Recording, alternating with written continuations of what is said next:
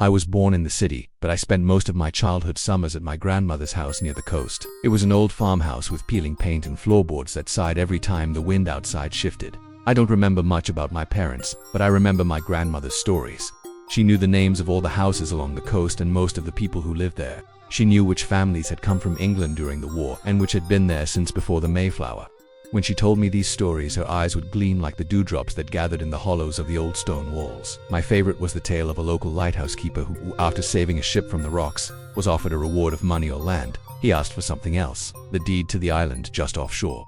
So now his descendants own an island in the Sound. If you look closely, you can still see the faint outline of the lighthouse on the highest point, a solitary sentinel against the creeping vines. My grandmother also knew the names of the people who didn't live on the island. They were the ones who came out onto the cliffs in the evenings when the sun bled into the water and the wind grew sharp enough to pull tears from your eyes.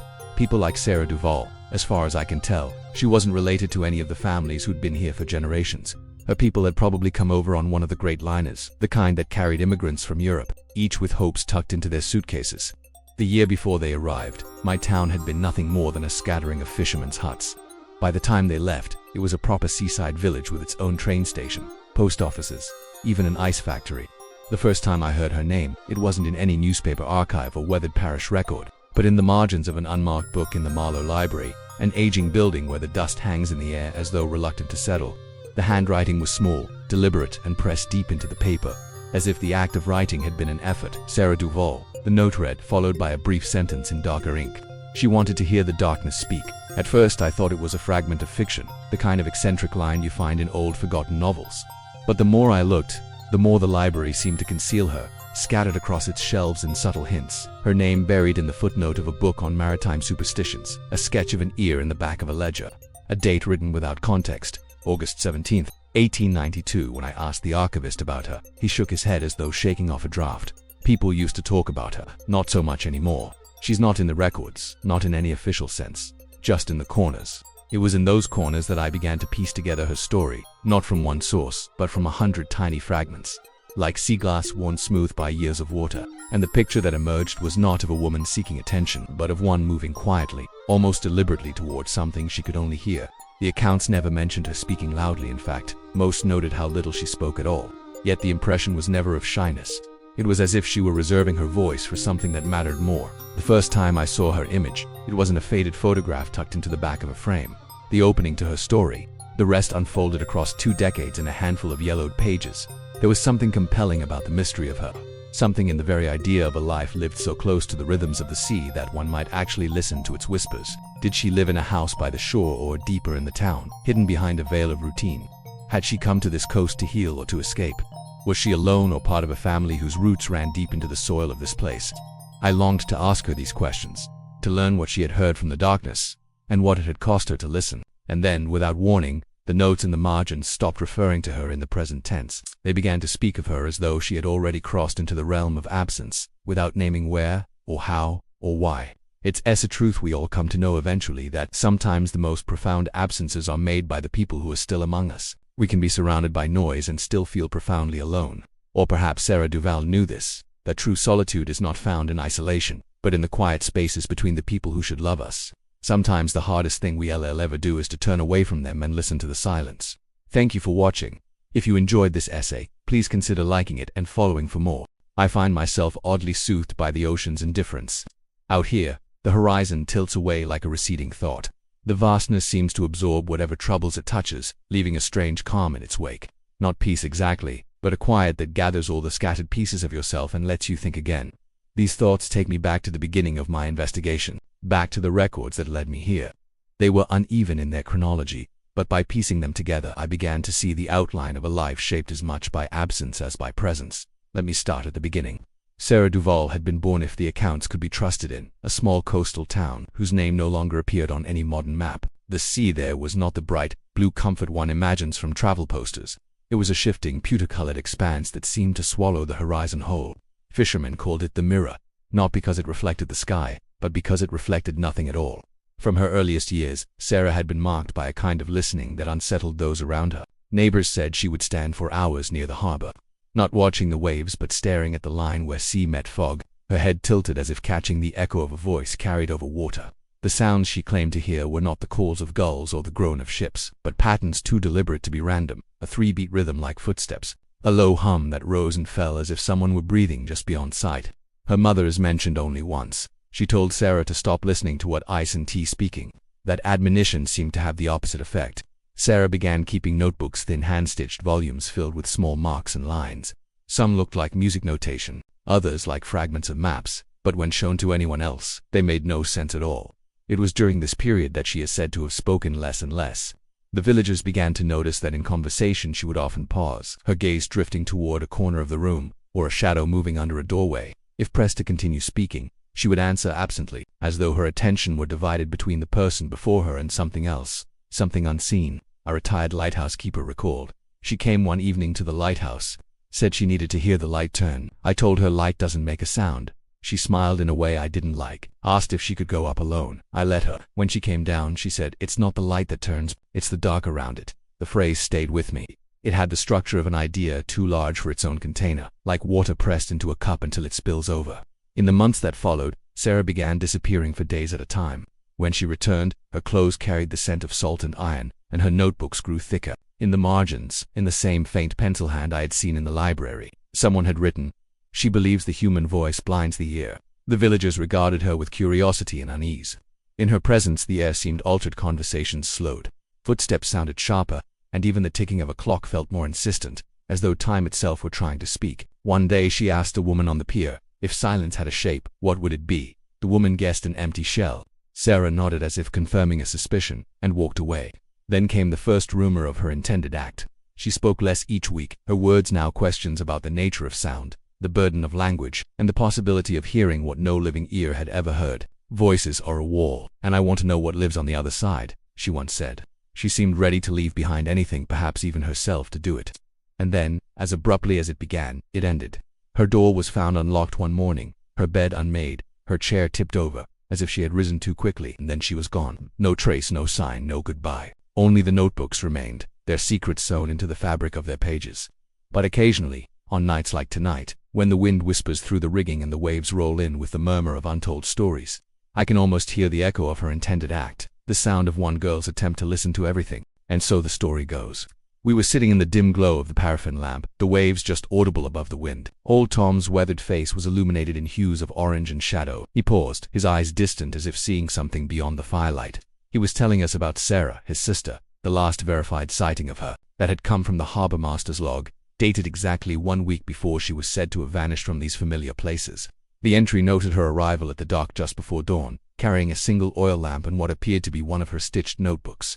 She asked no questions, spoke no greetings, merely placed the lamp on the pier and stood beside it as the tide crept in. The harbor master, unsure whether to approach, wrote that she seemed to be waiting for something that knew the way to her. That same day, 2 fishermen reported seeing her on the cliff path leading north out of town, moving at a steady pace and not turning back. One claimed she was humming a single low note that never broke, even as the wind tore at it. After that, the trail fractures into speculation. Some said she had gone inland, following the river toward its hidden springs. Others insisted she had boarded a ship bound for an island not marked on charts. But the theory most often repeated, though never with certainty, was that she had gone somewhere not mapped at all, a place that could only be reached by knowing the right kind of silence. Her house remained as she had left it, the windows like vacant eyes staring out at the sea. The neighbors described it as unsettlingly ordered, no dust, no disarray, as if she might walk back in at any moment. On the desk by her window sat her last unfinished notebook. The final page held only a single line. "When the shape of silence becomes clear, step inside it." The phrase was troubling not for what it said, but for what it did not explain. Was it an instruction? A declaration? A map without a key? Old Tom took another swig of his ale, the silence stretching between us. Then he continued, his voice barely a whisper. In the weeks that followed, small occurrences began to draw notice. The sea near the harbor grew unnervingly calm for days at a time, its surface smooth and colorless as old glass. On such days, those who ventured close swore they could hear a faint tone beneath the water, a sound that rose and fell like a breath too deep to belong to the wind. The lighthouse keeper, now long retired, visited her house once. He later told a friend that the glass in her windows no longer showed the reflection of anyone standing outside. "Like looking into clear water," he said, "except you feel it's looking back." By the end of that season, Serah's name had shifted into a kind of quiet myth. People avoided speaking of her directly, preferring phrases like "the one who listens," or "she who crossed the stillness." We sat in silence for a while, the crackling fire the only answer to our unspoken questions. The truth is, none of us really knew Serah. At least that's what we told ourselves as we leaned into the fire's warmth. And yet we all felt the pull of her absence. The unsettling knowledge that someone who had understood the language of the sea had ceased to be understood by it. Now, whenever the wind falls silent and the sea assumes its glassy gaze, we listen for the faint rise and fall of breath beneath the surface, hoping against hope to hear a low note rise and break the stillness. Because if there is a place that knows the silence of the sea, surely she who listened will tell us where to find it. I'm here with a spooky story for this week's podcast. This is one written by our patron Kat. Let me set the scene. The weeks after Serah's disappearance did not bring closure. If anything, they deepened the sense that something unfinished hung over the town. Life along the coast went on. The tides came and went. The nets filled and emptied, but there was a hush to the air, as though every sound traveled farther than it should, carrying messages not meant to be heard. The first to speak of it aloud was an old woman who sold dried herbs in the market. She claimed that on a night when the fog lay so thick you could not see your own lantern, she had heard her name spoken softly just over her shoulder. The voice was neither urgent nor kind, simply certain, as if it had always known her. When she turned, there was no one. Soon others began to confess similar experiences. A dockman swore that while repairing a beam near the harbor, he heard the creak of footsteps above him, though the loft was empty. A trader delivering goods to the lighthouse returned pale and shaken, saying that as he approached the door, someone inside whispered a question his name, followed by, "Do you hear it too?" None of these witnesses saw a figure, yet they all described the same detail. The voice was close, impossibly close, as if spoken from just beyond the reach of breath. The stories drew cautious interest from outsiders who had heard rumors of the Silent One and came hoping to glimpse something unusual, but they left with nothing tangible, only unsettled glances and the uneasy sense that the wind along the coast sometimes carried more than weather. One night the lighthouse keeper, whose entries had documented Serah more closely than anyone, wrote his final note on the matter. Went by her house again. No change inside, but the glass. It's clear now, no salt. Yet, when I leaned close, it clouded, as if someone were breathing on the other side. That same week, a group of fishermen swore that while pulling in their nets at dawn, they heard singing from the direction of the cliffs. The tune was low, wavering, and unlike any song they knew. As they listened, they realized it was not quite melody, it was more like the slow, deliberate rise and fall of a single tone, the same way one might hum to test the resonance of a room. The sound stopped as abruptly as it began, leaving only the groan of the waves. And though the men spoke of it afterward, none would admit to what they all thought, that it sounded as though someone were listening for an answer. The most unsettling account came from a mason repairing a wall near Serah's home. Working alone in the fading light, he heard what he thought was a whisper carried on the wind. But as he kept listening, he realized the words were repeating a single phrase, over and over, too faint to fully catch. He pressed his ear against the stone, and for a moment it felt as though the wall itself was speaking. The phrase he swore was not in any language he knew, yet its rhythm made him think of the sea folding over itself again and again. By the end of that season, the village had adopted new habits. Doors were kept shut in the fog, windows stayed covered at night, and no one lingered near Serah's house unless necessity demanded it. Still, there were those who said the place was not dangerous, only waiting. I could not help but return to the pencil note I had found in the margins back in the archive. She wanted to hear the darkness speak. It was becoming harder to dismiss the thought that maybe, in some way beyond understanding, she had succeeded. Thank you for listening. This is your host. Join us next week for more terrifying tales. It was months before I returned to the Marlowe Library, but the thought of the green-bound volume had followed me like a shadow. I had to know what happened next. The archive was as I had left it, still, airless, the scent of dust settling in slow spirals. But the book was no longer where I had found it. For a moment I thought it had been taken away, locked in some private collection, or perhaps removed altogether. But then, on a lower shelf, between two encyclopedias on maritime folklore, I saw the green leather. This time, it was open.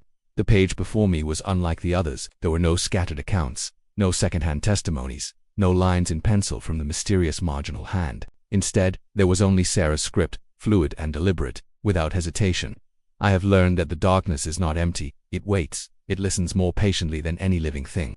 And when you give it enough silence, it begins to trust you. What it says is not in words, but in a turning, like a tide in the body, like the air shifting in a sealed room. When it turns toward you, you understand that all your life you have been hearing only half the world. The rest was behind the wall of your own voice. Beneath the passage, a single line, written in smaller letters. I am ready to step fully across.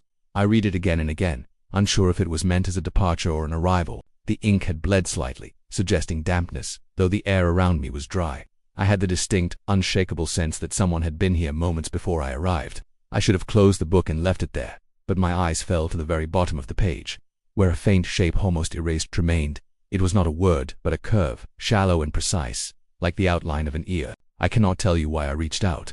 Perhaps it was curiosity, or perhaps it was the way the curve seemed to invite me, as though it were a lock waiting for its key. My fingertips barely grazed the paper when I felt it cool and distant, yet immediate a breath against my skin. And in that breath, not a sound exactly, but a presence, poised at the threshold. I stepped back, my heart thudding with a rhythm that did not feel like my own. The library seemed different now. The air had a weight to it, the kind you feel just before someone speaks. I left the archive without looking back, but the sensation followed me into the street, into the night, into the quiet of my own home. Even now, as I sit here writing, I am aware of the space behind Mitha, placed just beyond reach where a voice might choose to stand. And I find myself wondering, not with fear but with something dangerously close to understanding. What would happen if I stopped speaking long enough for it to answer? Let's talk about what happens next. Here's the thing. When I wrote this story, I planned for Serah to hear the voice of the archive itself, an echo of the countless stories and lives lived within its walls. But the more I thought about it, the more I realized that the archive is just a vessel, a holder of stories. It doesn't have a voice of its own. What I really wanted to explore is what Serah might hear when she tunes out the noise of the world and quiets her own thoughts. And that, my friends, is where the scariest monsters often hide, in the spaces between our own thoughts, in the silences we fill with fear and uncertainty. So tell me, what do you think Serah will hear when she steps fully across? Will it be the archive, the monster, or something else entirely? Something else entirely. Let me explain. You see, the thing about stories is they have a way of changing us, of echoing in our minds long after we've finished reading them. They can inspire us, teach us, challenge us, and sometimes they can even terrify us. And that's all by design. Good stories, like the ones I tell here, are meant to stick with you, to burrow into your mind and refuse to let go. And in the quiet moments, when you least expect it, they'll whisper their lessons to you. That's what happened to me with the books I read as a kid.